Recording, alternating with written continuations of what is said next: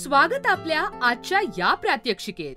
Practice maintenance of carbon brushes, brush holders, commutators. या प्रात्यक्षिकाच्या शेवटी आपण हे करू शकाल: डीसी मशीनच्या नेम प्लेटचा अर्थ समजून घेणे, डीसी मशीनची तपासणी करा आणि दोष शोधण्यासाठी प्री टेस्ट करा, डीसी मशीन डिस्मॅन्टल करा आणि ओव्हरहॉल करा. Carbon brushes, brush holder, commutator सारख्या डीसी मशीनच्या भागांना सर्व्हिस आणि मेंटेन करणे. डीसी मशीन रिअसेंबल आणि टेस्ट करा, डीसी मशीन ट्रबल शूट करा. डीसी मोटरच्या नेमप्लेट वरील माहितीचा अर्थ सांगा आणि नोंद करा. आता डीसी मोटरचे निरीक्षण करा, म्हणजे शाफ्टचे रोटेशन, जळण्याची लक्षणे, जळण्याचा वास, खराब झालेले भाग, लूज कनेक्शन आणि नंतर टेबलमध्ये माहिती रेकॉर्ड करा. शाफ्टचे रोटेशन आपण नोटीस केले ते आहे फ्री. जळण्याची लक्षणे दिसून आली का?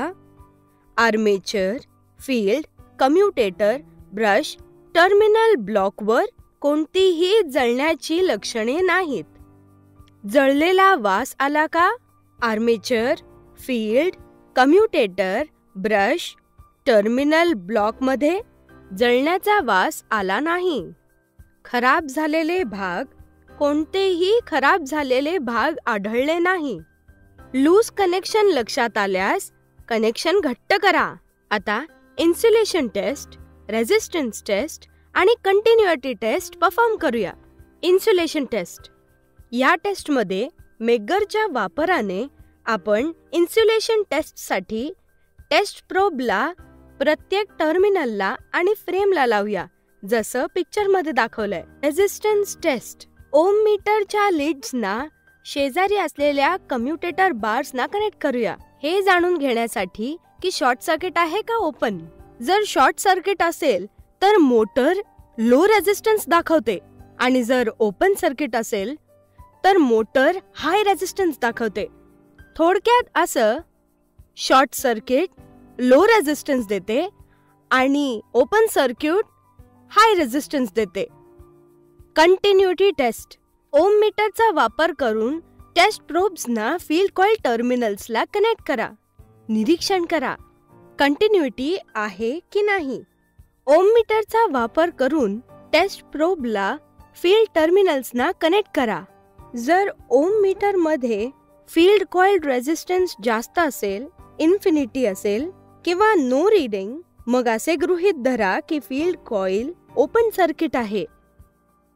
जर ओम मीटरने फील्ड कॉइलचा रेझिस्टन्स लो दर्शवला, त्याला कंटिन्युइटी आहे, मग असे समजले जाईल की फील्ड कॉइल हेल्दी आहे. डीसी मशीनचे सर्व भाग सर्व्हिस करूयात. कम्युटेटर. चला जाणून घेऊया डीसी मशीनचे सर्व पार्ट्स कसे सर्व्हिस करायचे. कम्युटेटर. अर्थ डिफेक्ट जाणून घेण्यासाठी एक लीड शाफ्टला आणि दुसरी लीड कम्युटेटरला मेगरशी कनेक्ट करा. त्यांच्यामध्ये चांगले इन्सुलेशन असल्यास मीटर हाय रेझिस्टन्स वाचतो, त्यामुळे चित्रात दाखवल्याप्रमाणे ते चांगल्या स्थितीत असल्याचे गृहीत धरले जाते.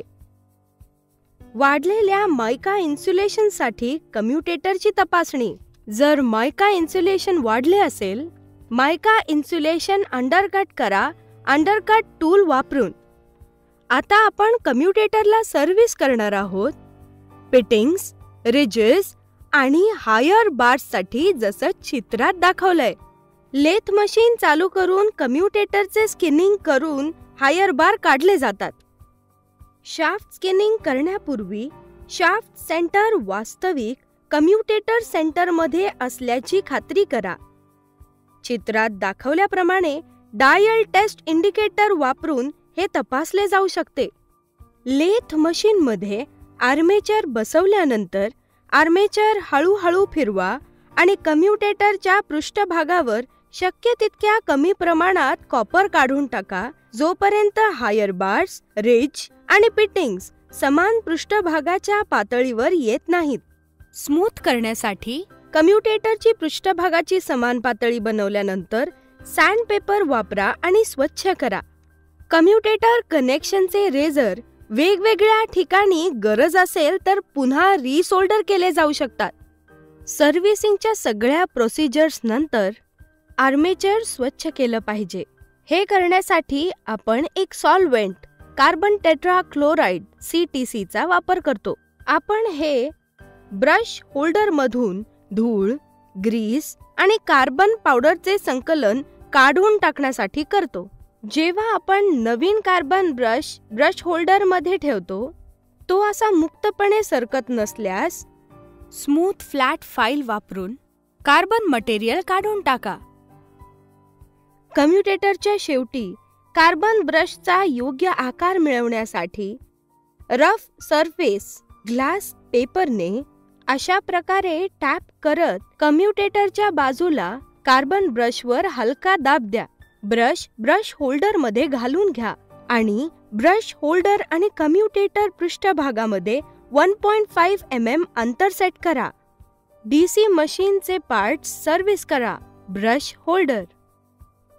होल्डर आणि कम्युटेटर पृष्ठभागामध्ये स्पार्किंग टाळण्यासाठी स्प्रिंग टेन्शन ॲडजस्ट केले जाऊ शकते.